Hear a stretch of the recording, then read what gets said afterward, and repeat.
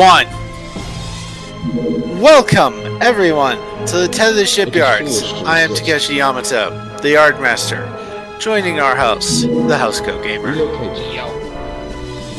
Today we are looking at the final Interstellar Condordium starship, the Dreadnought type. The carrier. The carrier type. Give us our orders. Hastily converted from Dreadnought hulls when the ISC ran into the Hydrons. Yeah.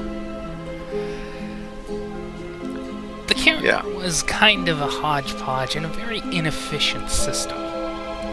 Unlike the more purpose-built Ark Royal class. Yeah. Purpose-built Hydron boats. This thing was very crude. Yeah. This thing was meant. Yeah. In terms of design, to compare it to other other science fiction media, especially a popular one that I tend to enjoy.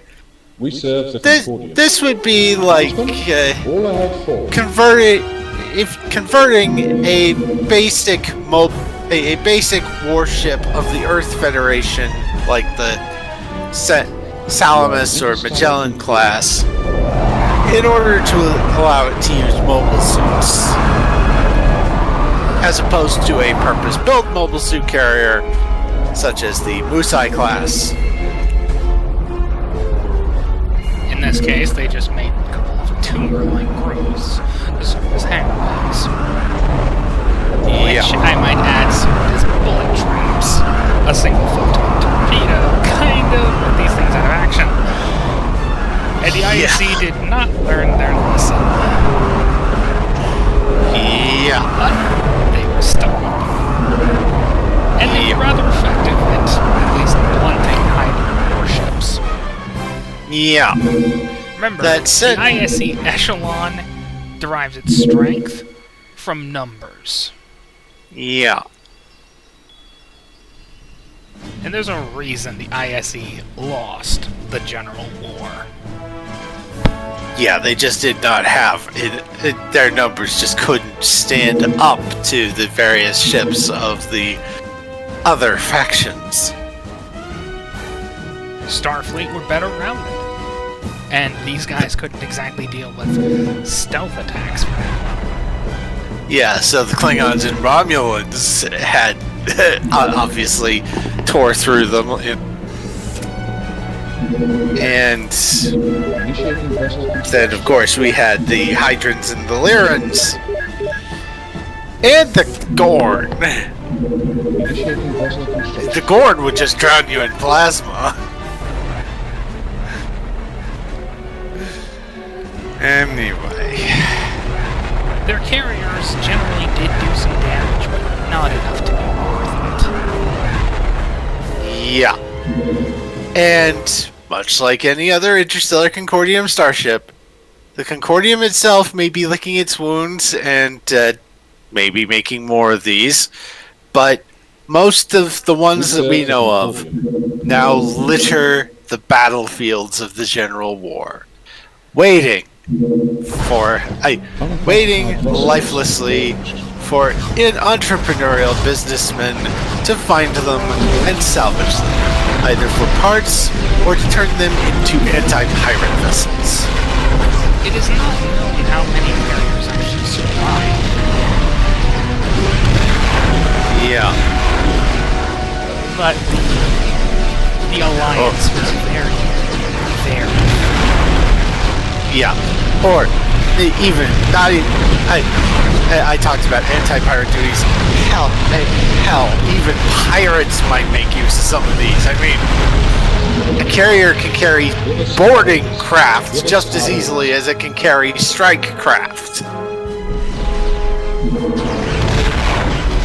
And far more easily, because in this case, carriers, they had their heyday in the end. Yeah.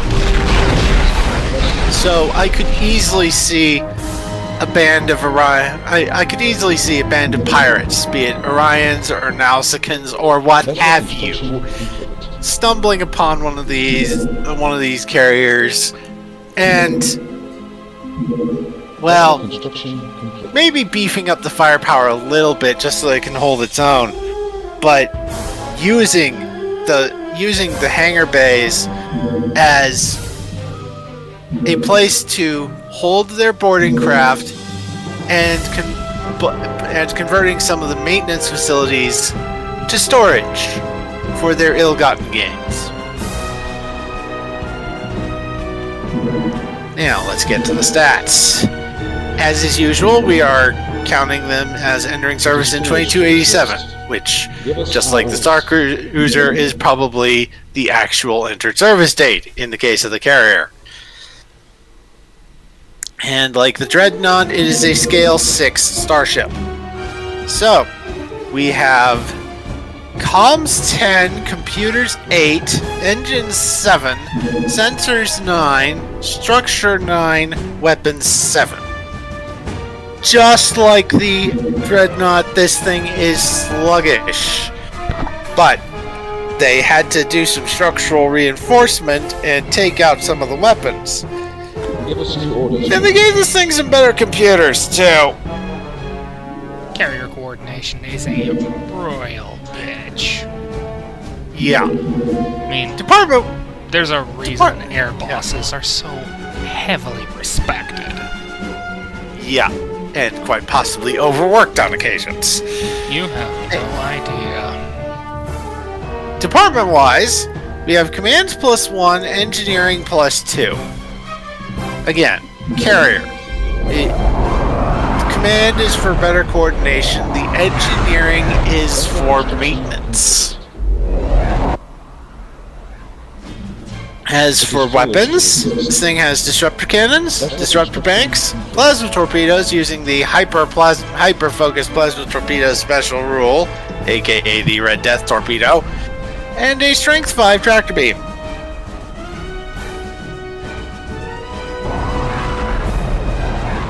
Special rules, as I mentioned, hyper-focused plasma torpedoes, and it also has a subspace jump drive.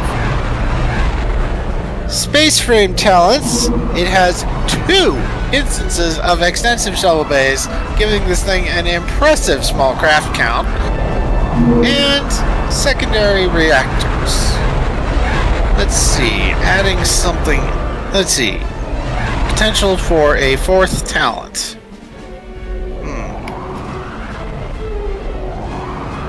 Auxiliary generator sounds Secondary reactors, as I said. because these things are not meant to be brought into combat, and they're gonna have to use their shields to survive. Especially to avoid,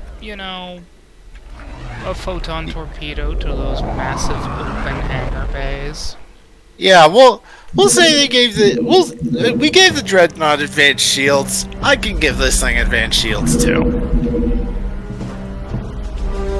Okay, so we still have room for a profile talent and a free talent. I think that's good. And of course, Interstellar Condordium starship for the descriptor traits. And that is the carrier type. And the last major starship of the Interstellar Condordium.